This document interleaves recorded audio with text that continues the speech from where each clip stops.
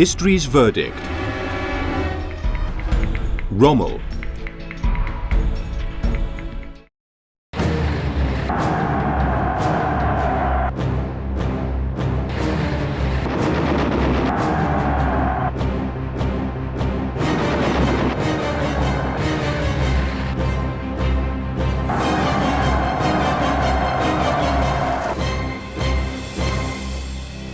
He was perhaps the greatest German general of World War II, a daring master of maneuver and a tactical genius. He was Hitler's favorite general and was widely used by Goebbels in the German propaganda machine.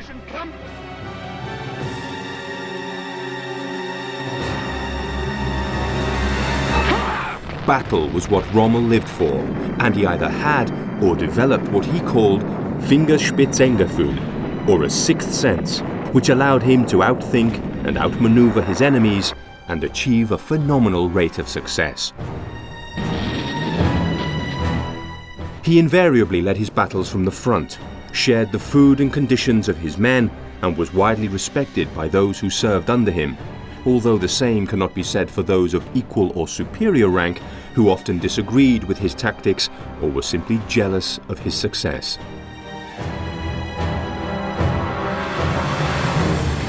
The speed of his progress during the Battle of France earned him and his troops the nickname of Gespensterdivision, or Ghost Division, and his exploits in North Africa earned him the sobriquet of Desert Fox, given to him by his Allied enemies.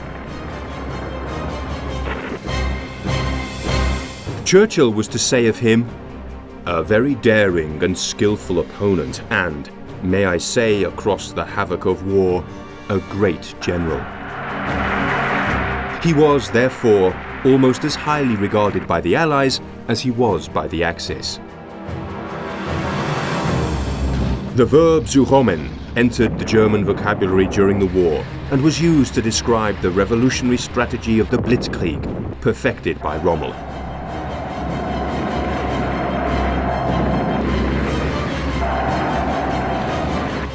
In the North African desert, the very name Rommel was to have such a detrimental psychological effect on Allied personnel that General Auchinleck felt compelled to write to his officers explaining that "our friend Rommel is becoming a sort of sorcerer or bogeyman to our troops," and that they should emphasize to their troops that he was merely a general and a rather nasty one at that.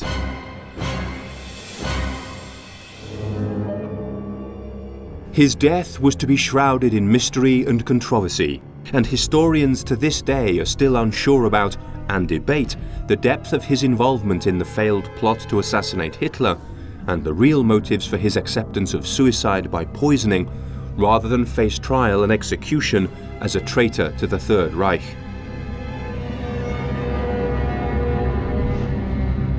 The common charge against Rommel is that he was a master tactician, but with no understanding of the wider strategy of warfare. Few would dispute that he was a master of maneuver on the battlefield. His energy, boldness, and willingness to lead from the front, even when the odds were highly stacked against him, were inspirational to the men under his command. But to claim he had no understanding of strategy is unfair. When defending Normandy, he opted against maneuver in the light of superior Allied air power. In North Africa, the Panzer Army were ordered to retreat in the face of overwhelming material superiority.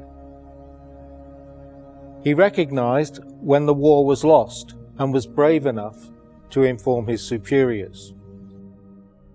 The truth is that lack of supply to North Africa meant that he did not have the luxury of time or manpower enjoyed by his adversary. In many ways, his hand was forced, and he played his cards as best he could. What then is history's verdict on Erwin Rommel?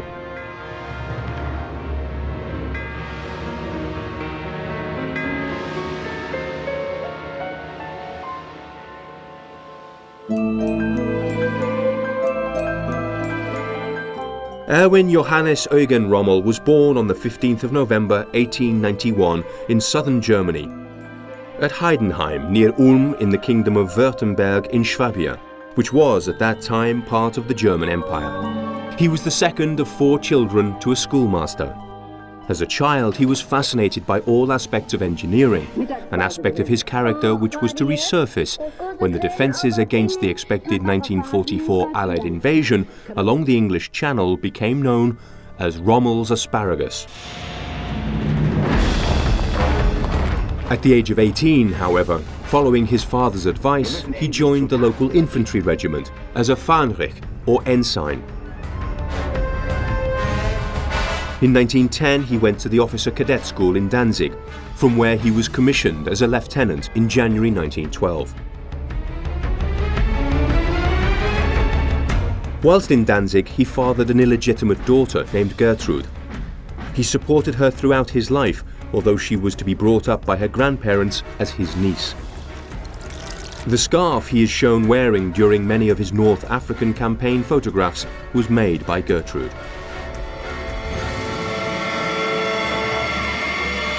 It was also in Danzig that Rommel met 17-year-old Lucia Maria Mollin, who he always referred to as Lucy. He married her in 1916 and their son Manfred was born in 1928.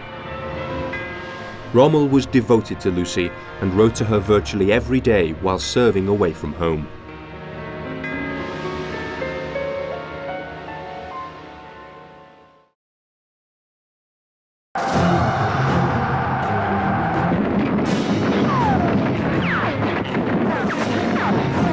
It was during World War I that Rommel was to learn the tactics that would make his name a household word during the 1939 to 1945 conflict.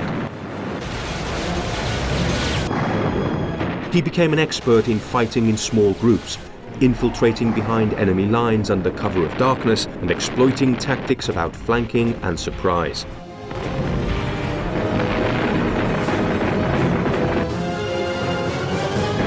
He was to fight with distinction in France and Romania, and was awarded the Iron Cross First Class in 1915. It was in Italy, however, where he gained his most prestigious victory.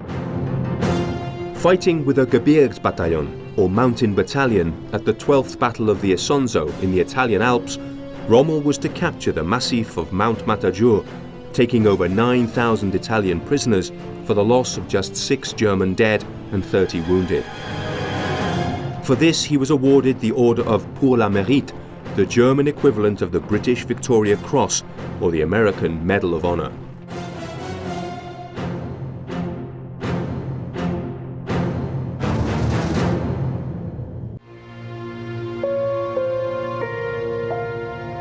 The defeat of Germany in World War I was as much of a mystery to Rommel as it was to Adolf Hitler, a fellow soldier who had also fought with distinction during the conflict. Both viewed the signing of the armistice, when they were in fact deep in the heart of enemy territory, as a stab in the back for the German fatherland, and both wondered to what end their acts of bravery had served.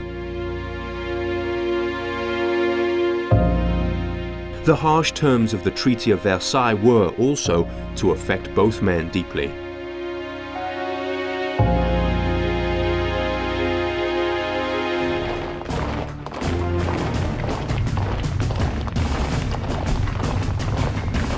Rommel stayed on in an army which, under the terms of the iniquitous treaty, had been reduced to a skeleton force of 100,000 men.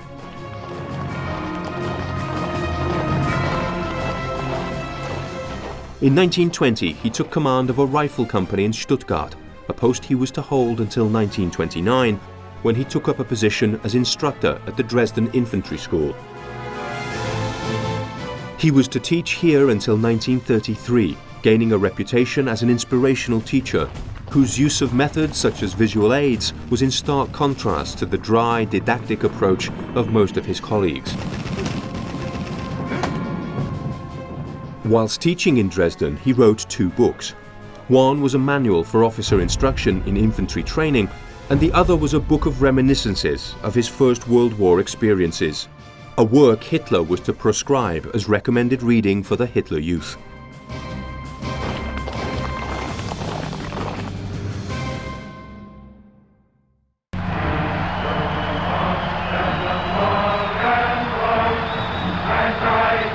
Hitler had come to power in 1933 and immediately began, much to Rommel's approval, to strengthen the army both in terms of manpower and materials. Rommel also approved of the outcome, although, as an honourable man, not the methods, of the Night of the Long Knives. This involved the elimination of Ernst Röhm and other leaders of the Sturmabteilung, or SA, popularly known as the Brown Shirts. Röhm had transformed this group from a band of thugs into an effective organisation of over 1 million men.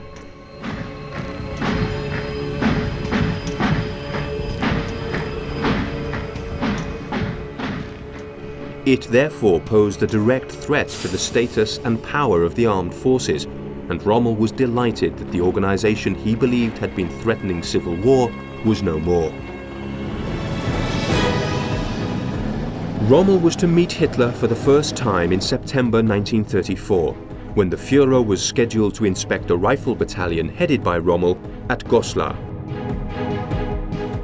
When it was suggested that an SS contingent, responsible for Hitler's protection, should be placed in front of Rommel's men, he threatened that he would withdraw his men, as it hinted that his own men were not capable of protecting the leader.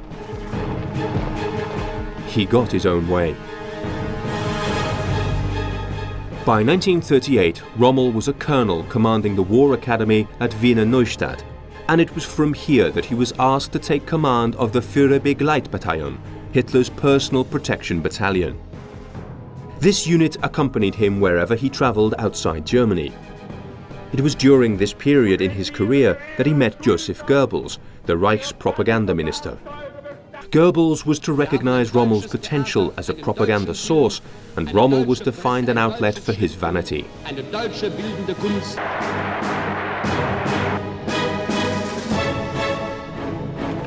He was to accompany Hitler into the annexation of the Sudetenland and the invasion of Poland. In Poland, he witnessed the effectiveness of tanks and tank-led columns moving quickly and overpowering the enemy by surprise and speed, combined with superior firepower. The very tactics that had made him so successful in the previous war.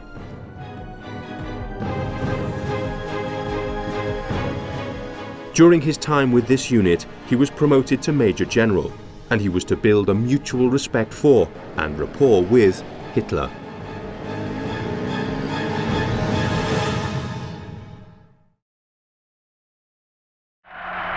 In the light of the planned German invasion of France and the Low Countries, Rommel asked for a transfer from the Protection Battalion and was given command of the newly formed 7th Panzer Division, and he immediately set about an intensive training program, practicing the maneuvers he was to use in the forthcoming campaign.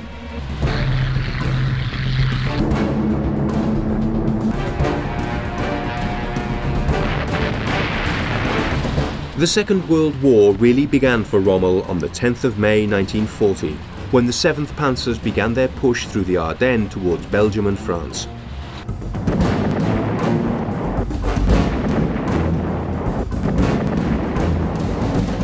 Rommel was a part of von Rundstedt's Army Group A, forming the northern portion of the advance and charged with protecting the flank.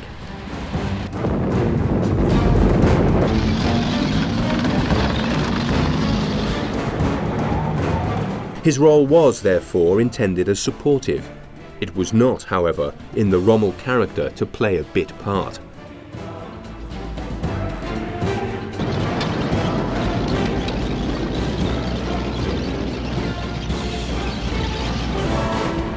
His route took him from the divisional concentration in the Eifel through the Ardennes via Saint-Vith, Hoton, Marche and Cisny to the Meuse at Dinant. They covered 40 miles on day 1 and 58 miles on day 2. Undercover troops in disguise were used to infiltrate enemy territory in advance of the main body of troops to seize bridges and other key positions.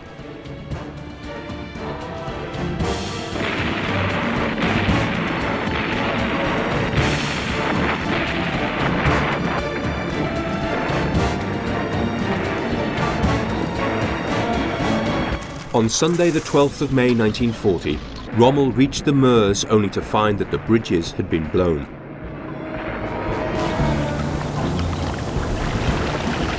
Here the Rommel character was to be shown at its most imaginative and energetic.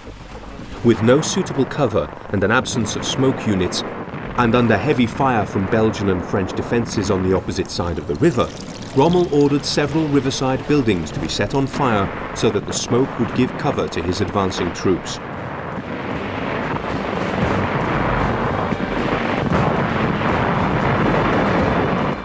Meanwhile, he personally assisted with the lashing of the pontoons in the construction of a light bridge to carry his vehicles and troops across the river.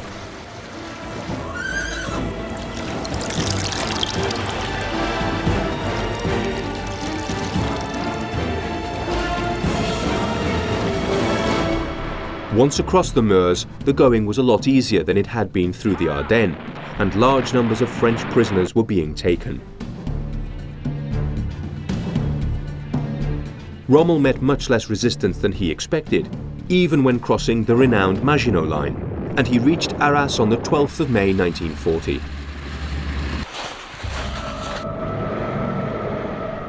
The Allies had until now been totally overwhelmed by the speed and efficiency of the German advance, but were to make Arras the focus of their efforts to put a brake on their progress. Here, Rommel demonstrated the tremendous energy for which he was to become renowned. Frustrated by the slowness of the following units, he drove back to hasten them along. Coming under fire, he ran from gun to gun directing lines of fire.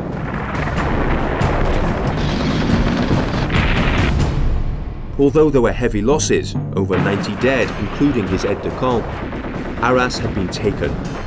Rommel was then free to move on to the English Channel, reaching Dieppe on the 10th of June 1940.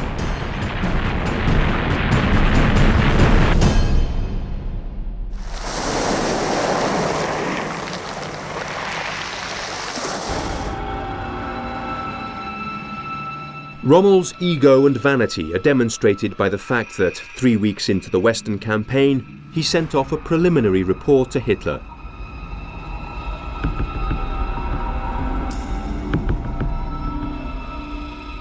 Reuth, in his book Rommel, the End of a Legend, argues that the losses inflicted on the enemy, which included 7,000 prisoners of war taken and 300 enemy tanks destroyed, were enhanced by Rommel claiming other tank units' successes as his own.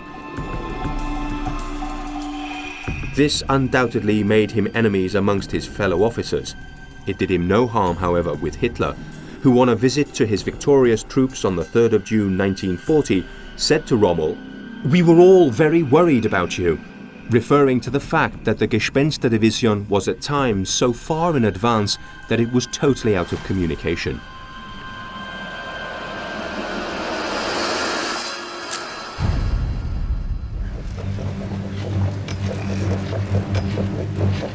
Rommel, on the fall of France, thought that the war was all but over, believing that the British would have little stomach for a continued fight. He was also surprised that, with the British determined to continue the struggle, Hitler did not press home the advantage and invade the United Kingdom. It would be in North Africa, however, that Rommel really made a name for himself. The Italians had entered the war on the 10th of June 1940. Although Mussolini felt that the country was not materially ready for war, he was keen to ally himself with Hitler and take advantage of the rapid gains that were being made. He wanted to extend Italian influence in Africa beyond the colonies like Libya, already held by the Italians, and had his sights set on such British possessions as Kenya and Egypt.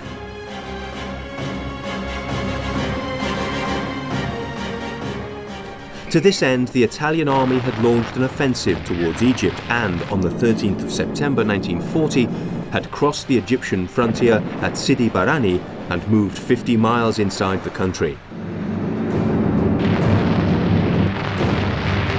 The British and Imperial Western Desert Force under General Richard O'Connor counterattacked, and although the Italian strength was 5 times greater than the British, the Italians were defeated and chased along the North African coast. The Italians had lost 130,000 men who had been taken prisoner and huge amounts of weaponry, including nearly 400 tanks.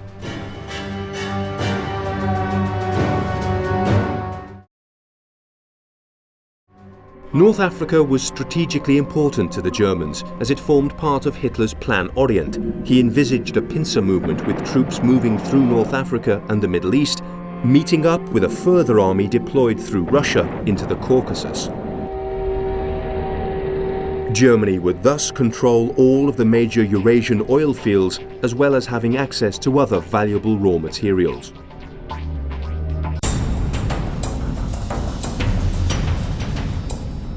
On the 12th of February 1941, Rommel arrived at Castelbenito airfield in Tripoli. He was charged with commanding 2 small divisions in an operation to assist the Italians to resist the British in an operation codenamed Sonnenblume, Sunflower. Rommel would be in his element in North Africa.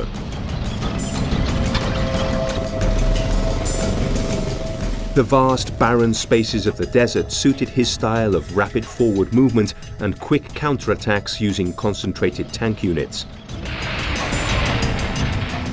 The desert would allow him to demonstrate his imaginative use of trickery to confuse the enemy, such as the use of lorries towing tarpaulin sheets to create huge clouds of dust and make the enemy think the opposing force was much greater in strength than it really was.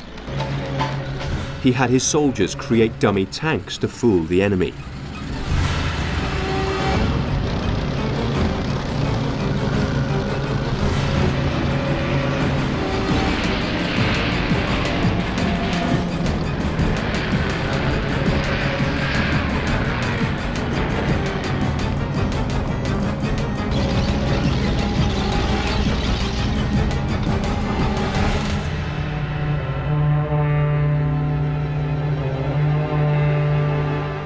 The other huge advantage possessed by Rommel was that he was effectively his own boss. Up until now, he had been under the command of higher-ranking officers. In North Africa, although nominally under the command of the Italians, Rommel could go over their heads by appealing to Hitler through his personal adjutant, Colonel Schmundt, who thought highly of Rommel.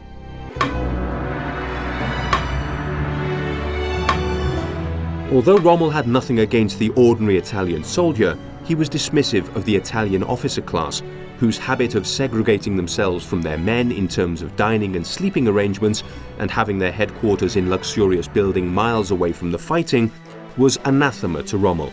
He summed up his attitude to the Italians by saying, "Good soldiers, bad officers."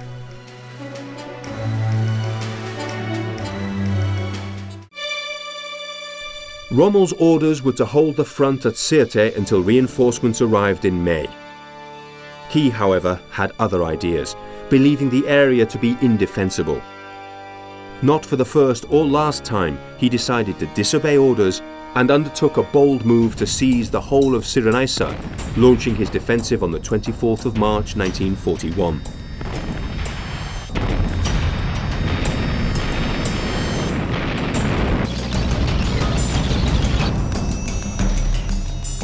The British were totally unprepared for this move, as their intelligence from Ultra, the decoding of German communications, had told them of the defensive strategy. They had also, in the light of this intelligence, removed units to defend Greece. Ironically, Rommel knew nothing about the German invasion plans regarding Greece.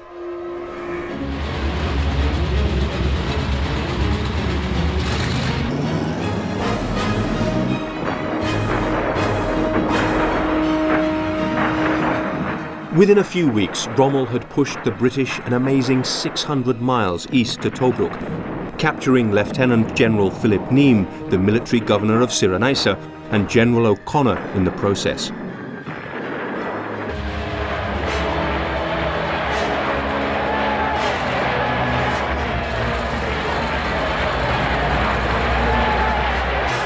Tobruk, however, would be a hard nut to crack and was to become a thorn in Rommel's side. The port was held by about 25,000 Allied personnel and could be supplied under the cover of darkness from Alexandria. If captured, it would have shortened the Axis supply route and greatly enhanced the prospects of the Axis being able to take Egypt.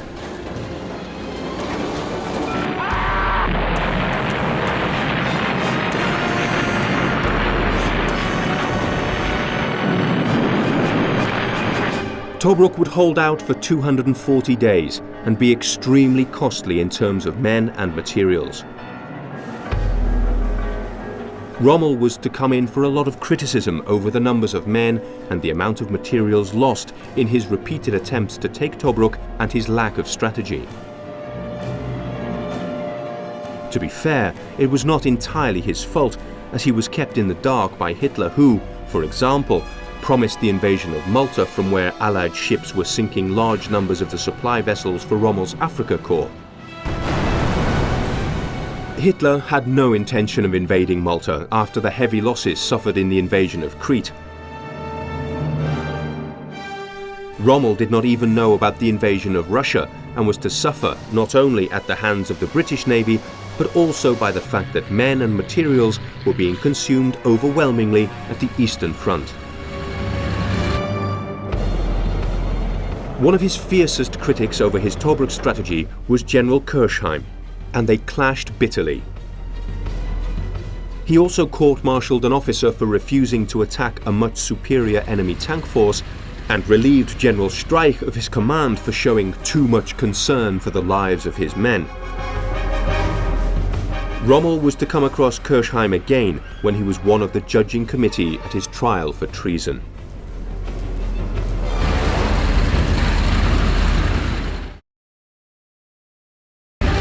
In May 1942, after fending off attacks from a newly formed Allied 8th Army under Auchinleck and Cunningham and taking Gazala, Rommel renewed his attacks on Tobruk, backed by heavy Stuka air support, and it eventually fell into his hands in June. The reaction in Germany was one of extreme jubilance, with Goebbels stage managing victory parades and Rommel being promoted to the rank of Field Marshal.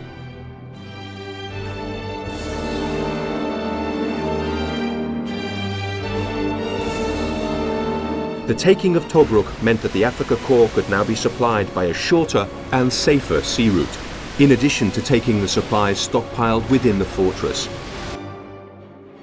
As far as Rommel and the German nation were concerned, he was already in Cairo. Rommel had now achieved celebrity status, and there is no question that his progress through the desert had been truly remarkable.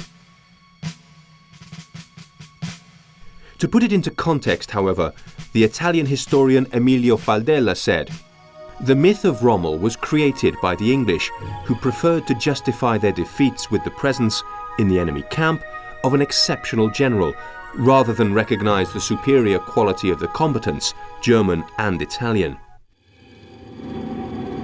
There is no doubt that the quality of Allied leadership under the likes of General Wavell was still steeped in the methodology of World War I, and that they were completely overwhelmed by Rommel's approach. Also, Rommel's intelligence of enemy activity was superb due to messages intercepted from an American in the Cairo embassy, a copy of whose codebook had been stolen by the Italians.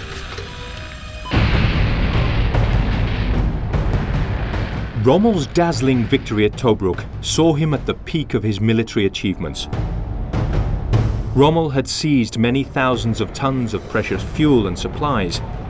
He had also captured 2,000 fully functioning vehicles he would put to immediate use. He had taken 33,000 prisoners of war, and by capturing such a vital base, he had delivered a massive psychological blow to the British.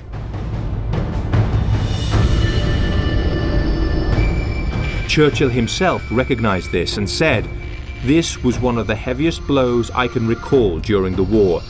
Not only were the military effects grim, but it affected the reputation of British arms. Defeat is one thing, disgrace is another."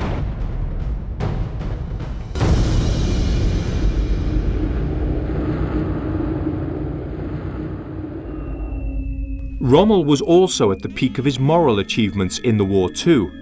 At Gazala, his forces had captured a Jewish battalion. That same night, Hitler sent him an order via the OKW instructing him to shoot all of these men. The Desert Fox promptly burned the note, ignored its contents, made sure the Jewish prisoners were guarded decently before passing them over to his humane Italian colleagues, who ensured they would be treated like any other Allied captives. What Rommel did not know was that an SS Einsatzgruppen was on standby in Greece to be sent to the Middle East to exterminate over 500,000 Jews living there should the Afrika Korps reach Palestine.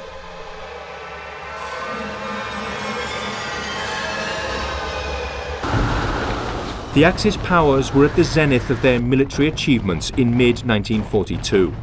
Virtually all of mainland Europe was under their control through conquest, alliance, or sympathetic neutrality.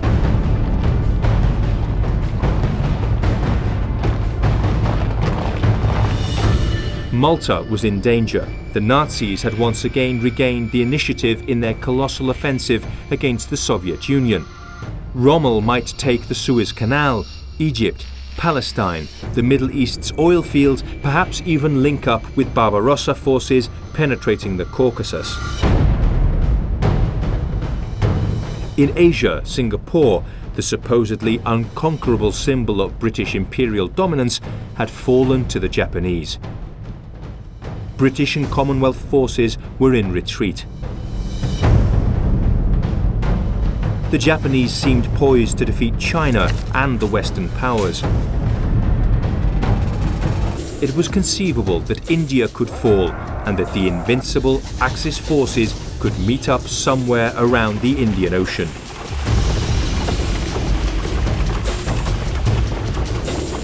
Put simply, in 1942, the Allies really could have lost the Second World War. Churchill needed a victory to turn this tide, but it seemed no one could provide him with such a miracle.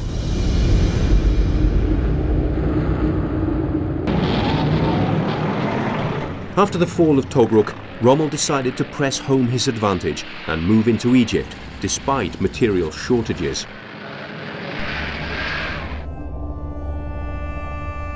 Auchinleck had moved the Allies into a defensive position at the railhead of El Alamein.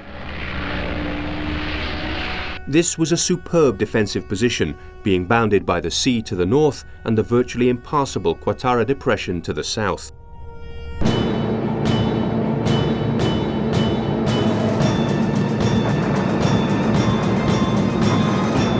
The first Battle of El Alamein in July was a stalemate.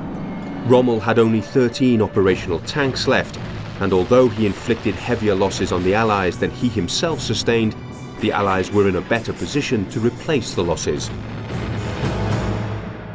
In September, Rommel suffered a recurrence of the stomach problem that had plagued him throughout his career and took sick leave in Italy and Germany. He thus missed the onset of the Second Battle of El Alamein. This began on the 23rd of October 1942. Rommel's troops were undersupplied and exhausted in comparison with the Allied 8th Army, now under the command of General Bernard Montgomery.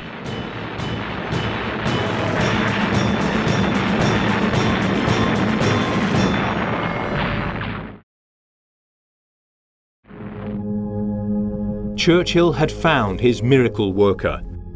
Montgomery had spent the time since his appointment training his troops, supplying them, reinforcing them, and explaining to them his strategy. There would be no more retreats. There would be no more cat and mouse running around North Africa against a master of mobile warfare like Rommel. And Monty really did believe Rommel was a great general, to the extent that he had a picture of his enemy on the wall of his command post to remind himself and his officers of the brilliant opponent they had to defeat. Monty would lure the Desert Fox into a vast, decisive, fixed battle, and he had surprises in store too. Like Rommel, Montgomery was a great believer in deception plans. He had a strange team of film and theatre technicians working alongside stage magicians to fool the Germans and Italians into thinking his attack would come from a different location than that which he really intended. And, again like Rommel, Montgomery was adept at using secret intelligence from codebreakers to help him plan his moves. However, he also had a very old-fashioned and entirely public shock in store for the Afrika Korps and their Italian allies. The prelude to his attack was the greatest artillery barrage the world had heard since the Great War more than 20 years before. Rommel's deputy in his absence, General von Thoma, had a heart attack during the awesome barrage, leaving his troops in disarray by the time Monty's huge force advanced through the Devil's Garden, the vast German minefield that failed to halt them.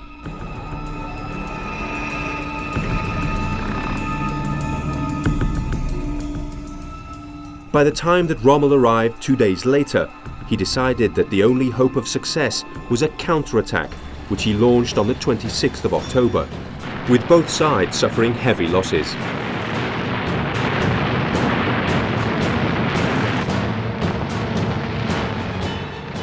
Montgomery then held up until the 2nd of November, until reinforcements had arrived, and launched Operation Supercharge, penetrating Rommel's lines and leaving him with only 1/3 of his initial strength. Montgomery then decided to await more reinforcements, allowing Rommel to beat a retreat. This was the occasion on the 3rd of November that Rommel received his famous order from Hitler to stay and fight to the death. Again, Rommel would disobey an order and was, by now anyway, beginning to doubt his leader's strategic infallibility. On the 5th of November, even Hitler was to see sense and sanction a withdrawal.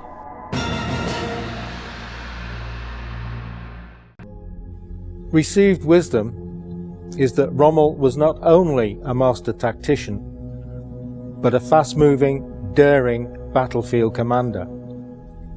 Monty was a strategist, at his best with complex, slow-moving operations. Some even claim the British victory in North Africa was entirely due to ultra-intelligence. The reality is that their similarities are just as interesting. Both fought bravely in World War I. Both were excellent at training and education. Both suffered from personal vanity, and both were very much admired by the troops under their command. Thanks to intercepts from an American colonel named Fellers, Rommel was able to win many of his early campaigns. Monty, although unpopular with his elected masters, was able to get the support he needed to win his battles. Rommel, although Hitler's favorite general, was unable to persuade the Führer to give him the support he needed.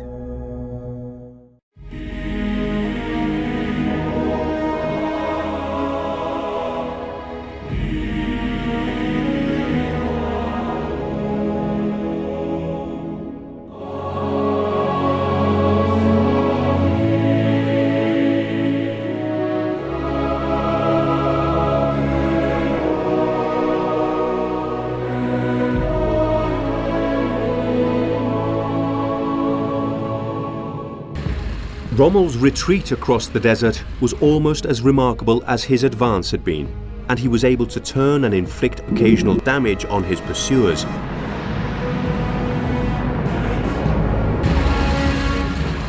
As he himself pointed out in the Rommel papers, during an advance, the supply line becomes increasingly stretched, whereas in a retreat, the army is progressively shortening the supply line, with all that that implies in terms of increasing the number of men and the amount of resources available.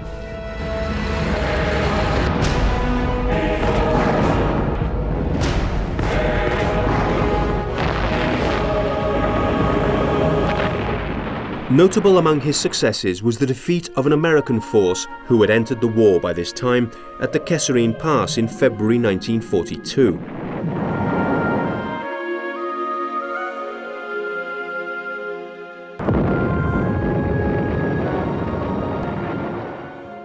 Rommel held Montgomery up on the Libyan border with Tunisia, but this was only to delay the inevitable, and he left Africa forever on the 8th of March 1943.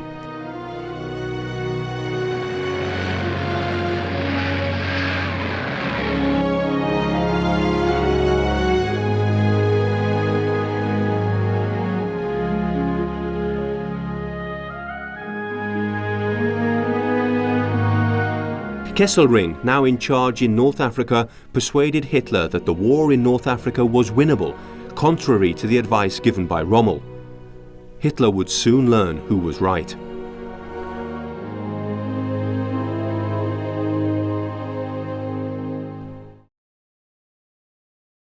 The propaganda machine in Germany found it hard to accept the defeat of the Axis in North Africa and played down Rommel's role by saying he was on convalescent leave during the retreat and claiming that the whole thing was a strategic delaying tactic to hold up Allied forces in North Africa, whilst the German military machine got on with the real task of making Fortress Europe invincible. It would have greatly hurt Rommel's pride that the German public would see him as no more than part of a sideshow. Upon his return to Germany, Rommel's relationship with Hitler was initially a frosty one, until the ultimate surrender in North Africa proved that he had been right all along. Rommel's honour and naivety were apparent in a meeting with the Führer and other senior figures in early 1943. Rommel had Jewish friends, thought of the Jews as fellow Germans, and believed Nazi excesses were due to out-of-control thugs going against the wishes of an idealistic Hitler. He pointed out that the regime's harsh treatment of the Jews had led to Germany's unfairly negative public image in other countries. The Field Marshal's solution showed his ignorance of the reality of this harshness. He proposed that Hitler nominate a Jewish citizen as one of his Gauleiter. The endlessly talkative Hitler was momentarily struck dumb before gasping, "You have understood nothing of what I actually want."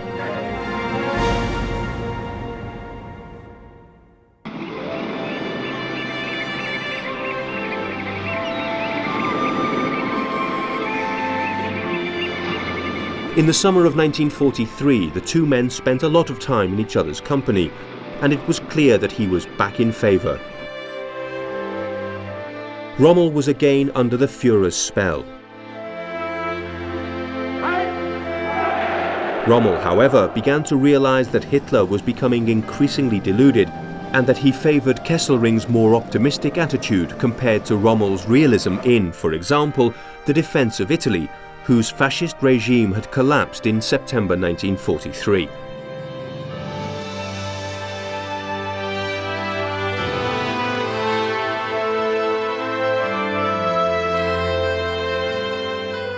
He was becoming increasingly pessimistic and depressed. For instance, the mayor of Stuttgart had investigated what had happened to his Jewish constituents who had been resettled in the East, and discovering the horrific truth. He told Rommel, who was appalled and haunted by this, so much so that during Christmas 1943 he told his family the truth about the mass murder going on and banned his son from serving in a Waffen-SS combat unit. He was, however, to be reinvigorated by his appointment in January 1944 to be head of Army Group B in charge of Atlantic defences along the Normandy coast. He was horrified by the lack of completed defensive works and immediately began overseeing the laying of mines, barbed wire, tank traps and the famous Rommelspargel, Rommel's asparagus. These were wooden logs laid in fields to deter gliders and onto the beaches to impede landing craft. During the process of strengthening the Atlantic Wall, Rommel once again showed his decency. He insisted that the French citizens conscripted to work on it were to be paid and were never to be treated or even regarded as slave labourers.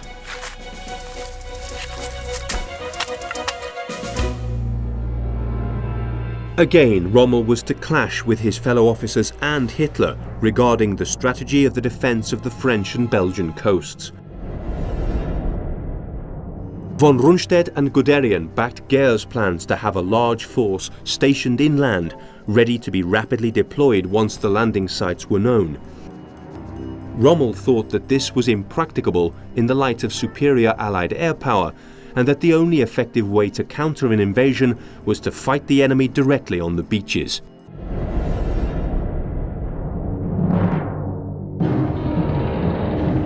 In the event, Hitler decided on a compromise, which proved to be the worst of both worlds.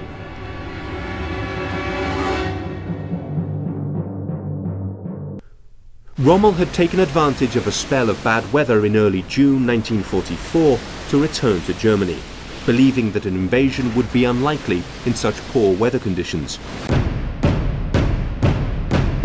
He was therefore absent for the D-Day landings on the 6th of June 1944. The most important battle of the war had started without him.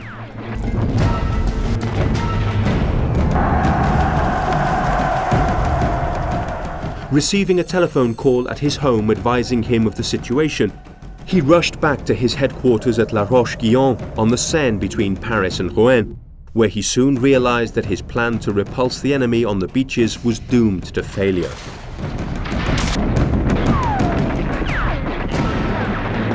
He became convinced that the only solution was to broker a ceasefire in the west in order to concentrate all of their firepower onto the Eastern Front and repulse the Russians.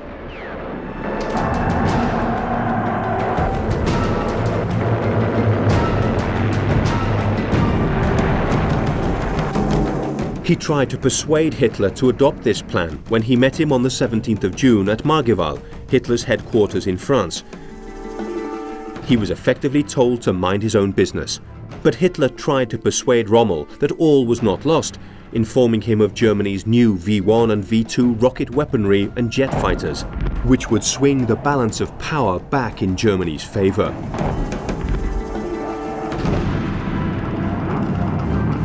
At this same meeting, Rommel's nobility and personal courage made him seek permission from Hitler to punish the Führer's beloved Das Reich elite SS Panzer Division for murdering civilians in acts of reprisal in France.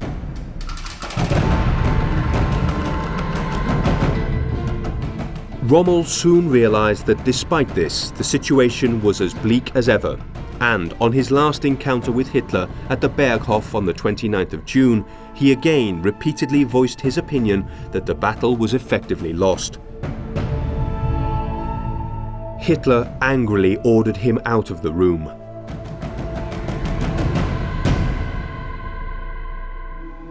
Rommel continued to try to influence Hitler through letters and reports up until the 17th of July 1944, when, after visiting the headquarters of a panzer division and returning to his headquarters at La Roche-Guyon, his car came under attack from the RAF.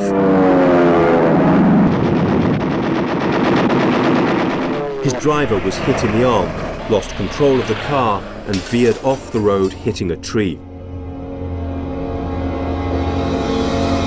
Rommel was flung from the vehicle, fracturing his skull.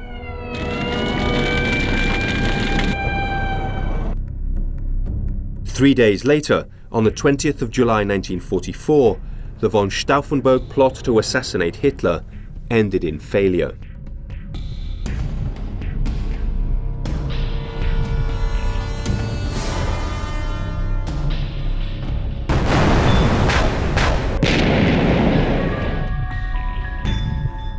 There is no doubt that, by the time of his injury, Rommel had lost faith in Hitler as a war leader. There is also no doubt that the conspirators wanted the Rommel factor, believing that, with him on board, the coup would have greater credibility, both at home and with the Allies. Rommel must have been aware of the plot. One of the conspirators, von Hofecker, had been sent to La Roche-Guyon on the 9th of July, specifically to win Rommel round and gain his support. What is in doubt is whether Rommel agreed to the assassination. His wife Lucy was to later claim that he was totally against the assassination, believing it would plunge Germany into civil war and turn Hitler into a martyr. Rommel is also reported to have expressed his relief that Hitler had survived the attempt when he regained consciousness in hospital in France.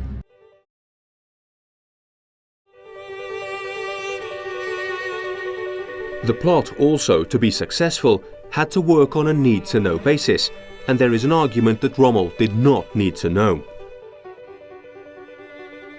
Hitler would have wanted Rommel out of the way if he was involved in the plot or not. Rommel had made his feelings quite clear to Hitler regarding the situation Germany was in following a successful Allied invasion.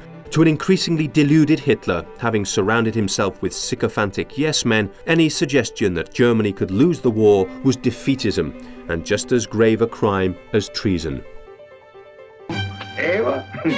Rommel's name was to come up, however, when the conspirators were tortured by the Gestapo, and this meant that he was a doomed man. I want the name of the person who hid you, Lieutenant.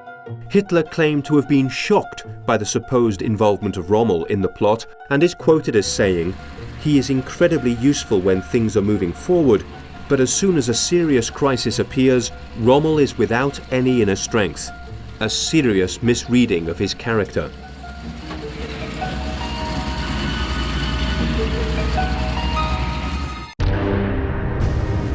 Some of the enemies Rommel had made during his rapid rise to star status in the course of the war now came back to haunt him, including Martin Bormann, who had been in charge of the SS unit in Poland that Rommel had ordered away, Kirchheim, who Rommel had accused of cowardice during the Battle of Tobruk, and Kesselring, who Rommel had accused of deliberately holding up supplies to his Afrika Korps. Others, like Jodl and Keitel, who were close to Hitler as part of his general staff, were jealous of the praise and honours that had been bestowed on Rommel.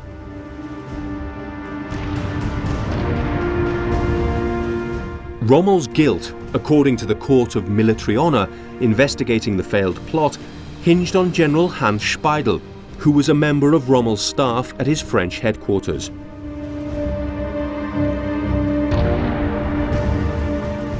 Speidel was shown to have been aware of the plot and therefore should have informed Rommel, who should have, in turn, informed Berlin.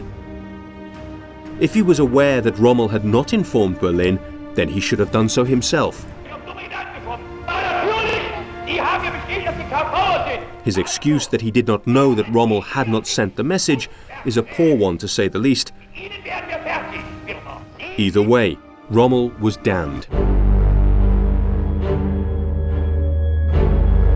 The problem for Hitler was that Rommel was a national hero, and that a public trial would be extremely bad for national morale at such a critical stage of the war.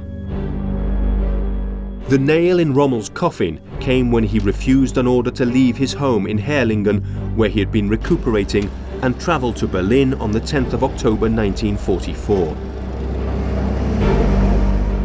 He claimed his health was too poor, but Hitler was informed by the Gestapo officers watching the house that he was perfectly fit. This convinced Hitler of Rommel's guilt.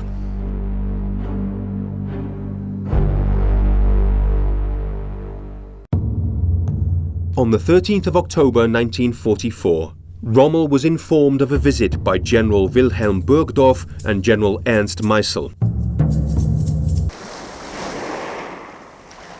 He was given by them the stark choice of suicide with his and his family's honour preserved and a state funeral, or be executed as a traitor. He chose the former and died on the 14th of October 1944, having taken leave of his family and having been driven beyond the limits of Herrlingen. He had taken cyanide.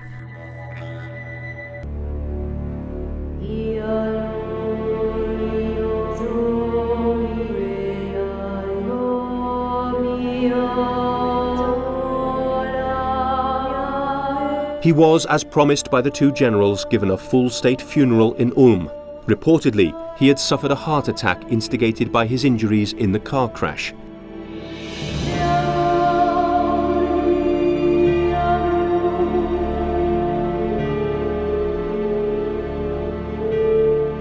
The eulogy was delivered by Field Marshal von Rundstedt and was, to say the least, hypocritical, as was the huge wreath and telegram of condolences from Hitler.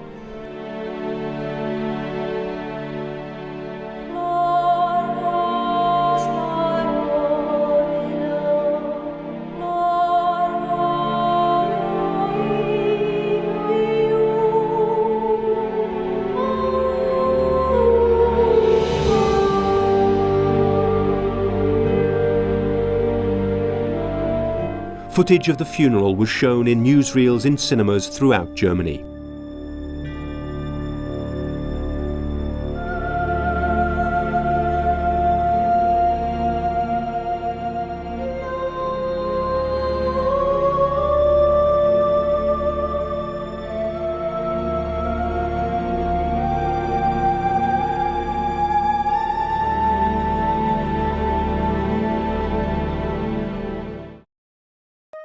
Even his greatest critics would not deny that Rommel was both honourable and chivalrous. He recognised that in the great game of desert warfare there were rules, and in this sport he was a true professional. He treated prisoners of war with the utmost respect, denying orders from high command to deny prisoner of war status to communists and Jews. His non-racist credentials were also proved when he denied requests from white South African prisoners of war to be segregated from their black counterparts. Similarly, he was utterly horrified by occasional Italian excesses towards Arab women. And although sheltered from Nazi policies towards Jews, he was no way implicated in contributing towards the genocide. Perhaps Rommel's attitude towards war is best summed up in his own words: Krieg ohne Hass, war without hatred. The name of Rommel has become the stuff of myth and legend.